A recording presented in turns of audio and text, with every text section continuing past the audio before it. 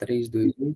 Muito bem, estamos aqui com o João Vitor. Citei que ele era um grande amigo, um grande aluno e hoje também um grande professor. Estou muito contente com essa realidade. Se quando eu contar ao meu professor, ele vai te considerar quase que um neto. Fiquei pensando nisso também. Porque assim, ele fala para mim que ele me considera como um filho, porque eu tô transmitindo o que ele me transmitiu. Então, por conta disso. Achei engraçado quando fiquei sabendo que o senhor também tá dando aula. E assim, a parte de hoje é mais reservada ao método, né? Ao método de se estudar latim.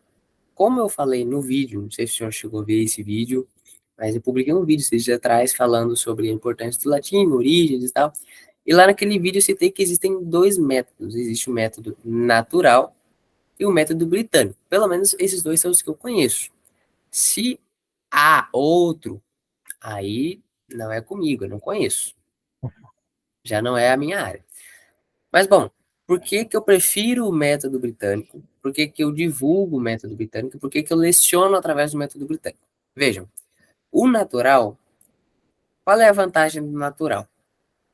Você vai forçar literalmente a pessoa a aprender tudo, do início. Então, a pessoa vai lá pegar um texto de Cícero, de primeira, negócio meio barra. Barra pesada, exatamente. E aí ela vai aprender em base naqueles textos. A desvantagem é que aqui é Brasil, né? O brasileiro, se fosse ler traduzido, já seria difícil. Para ele ter a firmeza, a constância, a perseverança de querer ficar ali até o final, é um pouco mais difícil. A pessoa tem que ter, assim, na cabeça dela que ela quer aprender custo que custar e fim de história. Mas não deixa de ser eficiente, entendeu? Por exemplo, vou usar uma metáfora aqui. Nós temos uma equipe de pedreiros com 3 trabalhadores e outra com 12. A casa vai ficar pronta do mesmo jeito, só é o tempo que vai demorar. Tempo e dificuldade. Então, o método natural é isso. Você pega um texto já, tanto faz assim, intermediário alto, daí para cima. Você pega textos assim, dependendo, aí depende do professor. Se ele quiser passar um texto mais simples, só para dar uma introduzida, aí é com o professor. Mas geralmente é nível intermediário alto, já de cara, e aí a pessoa vai aprendendo ali naqueles textos. No inglês é do mesmo jeito, com alguns professores. Para o inglês, o método natural melhora, mas funciona. Para o latim, eu discordo. Por quê? Como eu falei, a pessoa precisa ter uma perseverança grande. E como boa parte dos brasileiros é sanguíneo, eu acho difícil ter essa perseverança, entendeu? E uma outra coisa, né, que é aquela pessoa que ela, digamos, não tem uma disponibilidade de ter um professor tão bom como o senhor, então qualquer um tipo de professor, ela não consegue muito estudar pelo método natural, que é tudo latim, né? Se ela não conhece latim, como é que ela vai estudar as coisas que já estão todas em latim? Agora, se ela pega o método britânico, que tem textos em latim, aí ele leciona a lição, o livro, por exemplo, tem a lição em latim, aí o vocabulário e a gramática em português. Aí ele consegue estudar, digamos assim, caminhar com as próprias pernas, né? Ele Sim, tem um sim. ano maior. O método natural, você necessariamente precisa de um mestre. Se você não tiver alguém ali do teu lado te segurando pela mão, ou melhor ainda, o método natural é você é um bebê recém-nascido. Se ele não estiver te carregando no colo, você não vai conseguir entender nada. Mesma coisa que eu pegar, por exemplo, os livros do Edmund Burke em inglês e entregar para pessoa que não sabe nada e falar assim, beleza, agora aprende. Bem isso. Aí, o método britânico, a contraposição. O senhor citou as duas primeiras fases. O método britânico, hoje dá para a gente falar com um pouco mais de tempo com isso. Primeiro, ele apresenta um texto em latim com temas gramaticais variados. Então, você tem ali no mesmo texto substantivo, verbo, adjetivo, pronome, vai variar de qual texto você está lendo, mas temas gramaticais variados. E há uma gradação. Então, por exemplo, na primeira aula que nós tivemos segunda-feira agora, era o que primeiro? Só o substantivo e verbo. Só isso aqui por enquanto. Na próxima, beleza, dá pra gente começar a ver os casos um pouquinho, daqui a pouco, quem sabe, os tempos verbais. Então, há essa gradação constante. Eu citei nesse vídeo que o método natural é como se você tivesse uma pessoa ilhada numa ilha deserta, um náufrago, sem nenhuma ferramenta e fala assim, beleza, agora constrói uma jangada para você chegar no continente.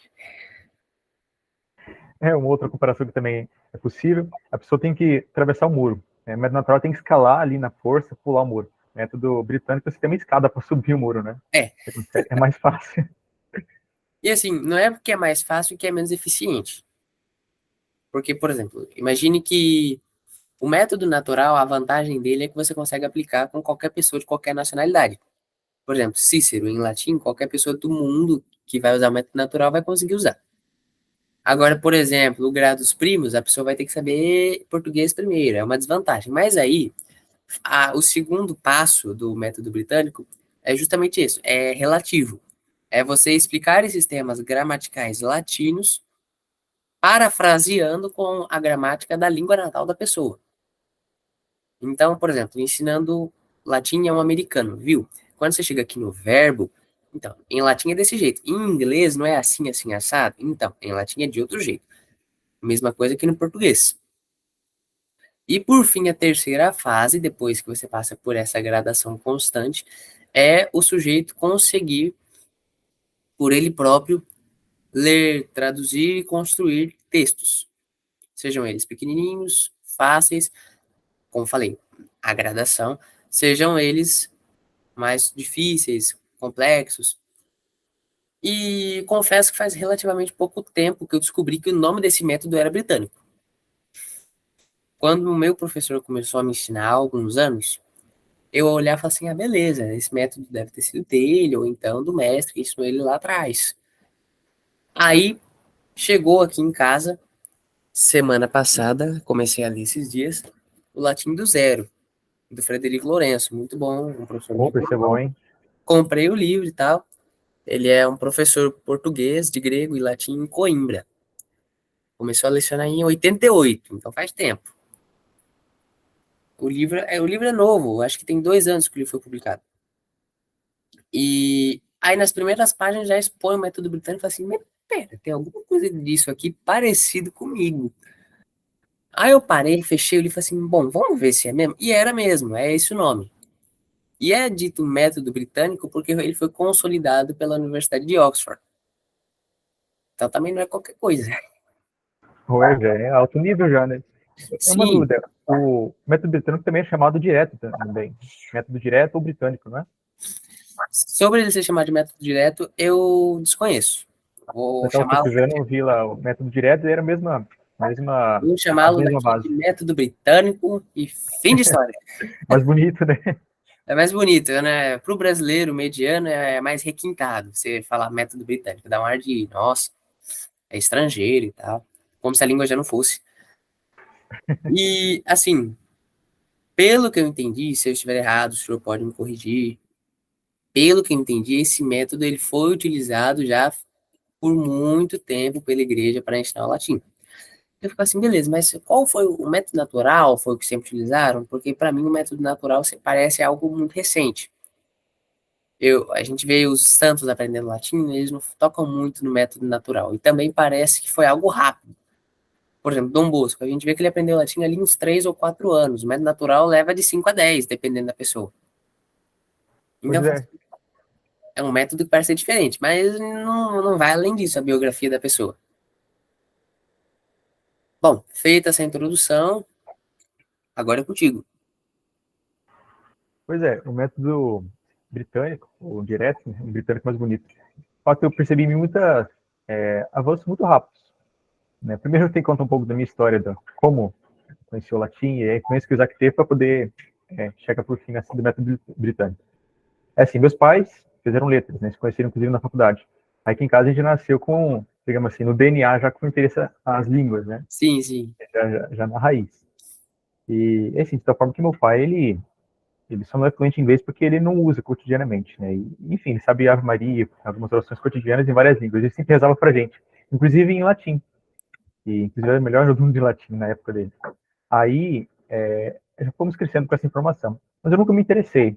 Aí, um certo dia, eu me lembro, eu estava jogando no celular, aí do nada eu comecei a cantar o Adeste Fidelis, aquele belíssimo canto. Sim, sim. Aí, opa, gostei desse negócio, né? Aí fiquei com aquele negócio na cabeça. No outro dia, eu tava lavando louça, eu comecei a rezar do nada, Ave Maria em latim. Fui lembrando que meu pai falava e comecei rezando, deduzindo. Aí meu pai perguntou, como é que você tá fazendo esse negócio? Como é que você tá rezando isso daí? Ah, eu fui lembrando o que o senhor tava falando. E aí depois comecei a fazer toda a minha família rezar em latim também. Fui, tipo, né, falando, vamos rezar em latim, vamos rezar. Fiquei Vamos, é empolgado com melhor, é mais bonito, vamos, vamos, vamos, vamos. isso, tem mais poder, tal, o negócio, o demônio sai correndo. Tocou o Aí, baile pra frente. isso. E aí, até que daí a gente começou, foi um período muito interessante, porque a gente começou a estudar latim em casa, e aí bem nesse meio tempo o senhor começou a dar aula de latim. Aí começamos a estudar com o senhor também. Foi um presente extraordinário. E aí nesse ínterim, nas aulas de latim do senhor, o senhor me ensinou duas coisas. Primeiro, o senhor desenvolveu o amor que eu já tinha ao latim, né? Desenvolveu de forma extraordinária. E me ensinou a caminhar também, a caminhar com minhas próprias pernas no latim, influenciado pelo método Bricante. De tal forma que eu posso dizer que eu tive um advento muito rápido no latim. Quando a gente estava estudando, por exemplo, o mínimos, lembro que a gente tinha visto, sei lá, uns dois casos não, dois tempos verbais, eu já tinha aprendido seis, fiquei empolgado com Sim, esse sim. negócio, né? É porque a gente tinha uma gramática aqui em casa, uma gramática da época da faculdade, com meus pais, e pelo amor que o senhor desenvolveu em mim, e pelo método que o senhor aplicou, eu pude ali, sozinho, dando uma olhada, decorando, aprendendo, e de tal forma que de vez em quando sempre uso aqui em casa algumas frases em latim e me ajuda muito, né? Tanto no aprendizado da língua quanto no divertimento aqui. A gente sempre mistura várias línguas. Veja, o senhor recebeu um dom extraordinário. Quando eu comecei, eu era um zero à esquerda. Ô, louco. Ó, a única coisa que eu tenho que reconhecer, a única coisa que eu tinha desde cedo era uma pronúncia boa, de resto mais nada. Mas Ah, mas já é o nada começo já. versus nada. E aí eu comecei pequeno, comecei ali, tinha acabado de fazer 10 anos, comecei pequeno e tal, pelo mínimo. A gente também fez um avanço rápido, mas assim, um avanço esse que durou, aqui vai, completaram-se 5 anos. Então, eu acho também que no seu caso foi rápido, porque a idade colabora, tá certo que começar Ah, de mais cedo é fato, eu já melhor. comecei mais tarde. Né? Começar mais cedo é melhor, por exemplo. João Bosco está com 3 anos. Eu acho que daqui um ou 2 anos dá para começar a ensinar Pai Nosso, Ave Maria. Se a gente começar a ensinar desde pequenininho, ali com 7, 8 anos, dependendo, já iniciar a gramática, com 10 anos a pessoa vai estar fluente. Praticamente Opa, nisso. era um romano já. É, porque veja, em inglês é a mesma coisa. O bebê tem ali 4 aninhos, 5, já consegue formar umas frases normais do cotidiano. Chega com 11 anos, a pessoinha tá fluente. É, de fato, inclusive foram feitos estudos que dizem que se você expõe a criança a mais de um idioma, até os 3 anos, ela digamos, adquire os dois idiomas e se torna fluente nos dois. Tanto o exemplo de exceção, o poder do Brasil, São José de Anchieta, o pai dele falava um idioma, se não me engano era espanhol, e a mãe dele falava um outro dialeto. Ele aprendeu os dois, ele se tornou fluente nos dois, tanto que ele teve facilidade depois ele tinha essa facilidade para traduzir a primeira gramática de Tupi. Veja, eu acho assim, esse dado eu supunha que ele era esse dado da gestação da criança, eu supunha, mas eu não tinha certeza, né? A gente vê pelo resultado, mas não tem nada que confirme. Dado isso agora, assim, se Deus quiser, se surgir um novo irmão, ou lá na frente, quando eu for pai, desde pequenininho já começar a latim com a criança Opa, já. que isso? Começa a ler história em latim, a vulgata já para ele. Vai ler as historinhas só nisso. A pessoa vai estar aprendendo a falar papai, vai ser pater. Opa, já era. Né? Já vai E nascer veja, sabendo já. é engraçado essa questão das crianças aprenderem mais rápido, porque tem uma pesquisa também que o que você ensinar para a criança até os 7 anos, até os 6, 7 anos, ela vai levar pro resto da vida. Por exemplo, coisas que foram ensinadas, coisas cotidianas, banais aqui, não é nada de culto, mas coisas banais que eu posso dar exemplo. Meus pais sempre me ensinaram: você vai para a cama deixa o chinelo posicionado. Depois que você acordar, a primeira coisa é coloca o sapato no pé. Até hoje é desse jeito. Eu lembro que eles me passaram isso quando eu era bem pequenininho. Ou então eles falam assim: você vai para casa de alguém, você sempre ajude a pessoa a montar e a desmontar a mesa durante as refeições. Isso ali quando eu tinha também 6, 7 aninhos. Até hoje é desse jeito. Então, quanto mais cedo você começa, tenham prudência também, né? Vamos ter prudência aqui. Mas Como eu falei, essa faixa ali dos 4, 5 anos é uma fase boa para começar já, não gramática, só as orações mesmo, como eu estou fazendo com os pequeninos lá do instituto. Mas bom, prossiga com a sua história. Bom, e de fato é basicamente isso, né? O senhor me inspirou aquele amor pelo latim, e o amor é o maior impulsionador de qualquer estudo, né? Quando você é uma coisa, você capta muito mais rápido e tem uma disposição muito maior. Aí eu fui, né? Principalmente nas férias, quando eu tinha nas férias, porra, agora eu vou ter mais alto, o que eu vou fazer? Eu quero continuar estudando latim. Não Aí eu fui quero sozinho. esquecer. Não quero esquecer, quero aprender mais. E aí eu fui sozinho, fui aprendendo, nas declinações, tinha visto 3, aí fui aprendendo as outras, e aí fui progredindo. De tal forma que Deus me concedeu graça, hoje tem uma turma de latim também, como o E senhor. é uma maravilha. E assim, eu citei nesse vídeo que eu falei aqui no início da nossa reunião, eu citei o vídeo que eu gravei esses dias, e lá eu cito que o latim me ajuda na lógica, no direito, na filosofia e tal. Tem, assim, alguma matéria específica que o senhor disse, nossa, depois que eu comecei, é nítido a mudança que teve? Olha, pode dizer bem resumidamente, todas. Todas as matérias. Não, pior que eu estava percebendo, ele não tinha percebido a causa. Eu percebi antes de começar a estudar o latim, sempre gostei de estudar e, digamos, tive uma facilidade. Mas sempre, mesmo com aquela facilidade de estudar, tinha aquela dificuldade, aquela disposição e de entender o conteúdo, né, de fixar. Depois que eu comecei a aprender latim, percebi isso agora com as aulas do instituto, não só a facilidade em aprender, mas a facilidade em gravar, ficou muito mais, muito, ela cresceu muito. Né? Eu percebo que eu lembro de coisas assim que antes conceitos, enfim, filosóficos e dados mesmo que eu não lembraria antes. Sim, A porque memória foi sublimada. e é engraçado porque, por exemplo, a gente vê aquele conteúdo no livro de latim, beleza. A gente vai colocar na prática, fugiu da memória. O único remédio é voltar e ver de novo. Não tem como chutar, é voltar e ver de novo. Aí É eu vou, verdade. esqueci, eu volto e vejo de novo. Não tem Nossa, remédio. É voltar e olhar, é voltar e olhar. Quantas vezes preciso for. Eu lembro que alguns temas, assim, eu tive que ver e rever umas 4 ou 5 aulas seguidas da mesma coisa. nossa, também acontece comigo. Sempre confundo iterum e Itaque. Iterum e Itaque. Sempre confundo os dois e tenho que voltar e ver o que significa e tal. Sim, por exemplo, deixa eu pensar em alguma coisa que eu enroscava muito. Segunda declinação, diferença dos três grupos. Era Nossa, algo que até um tempo, vários tempos atrás, vários meses, acho que lá em final de 2022, eu enroscava muito. Era o tempo todo confundindo um grupo ou outro, declinando errado. nossa. Eu Aí acho, eu, acho que o meu professor já perdeu até paciência já de querer ensinar isso para mim. E não, aí, a terceira declinação é difícil mesmo. Não é a, difícil, mas ela é exigente. a terceira também é bem chatinha. Você tem ali exceções, palavra, o mais chato da terceira é que ela se divide em dois grupos, né? O grupo A e o grupo B. E você descobrir qual é um desafio até hoje. Você Nossa, fica olhando assim, você fica acho que uns 2 minutos olhando para a palavra. Se ela for da A, é assim, assim, assim. bem isso. Não, e uma coisa que eu percebi, tem 5 declinações, né? Sabe o que significam 5 números? Né? Primeira, segunda, terceira e assim vai? Pelas Como? mil... Sabe o que significam os números das declinações? Primeira, segunda e assim vai? Diga. Isso é uma inferência minha. É o grau de facilidade. Não é sério, você chega na quarta, na quinta, pô, é só isso, né? É tudo igual. Você declina tudo igual, é igual às primeiras, né? E, assim, eu creio que por mim é um pouco o contrário, o inverso. O senhor é resultado da pesquisa, 0,3. O meu é menos 0,3. É totalmente o inverso.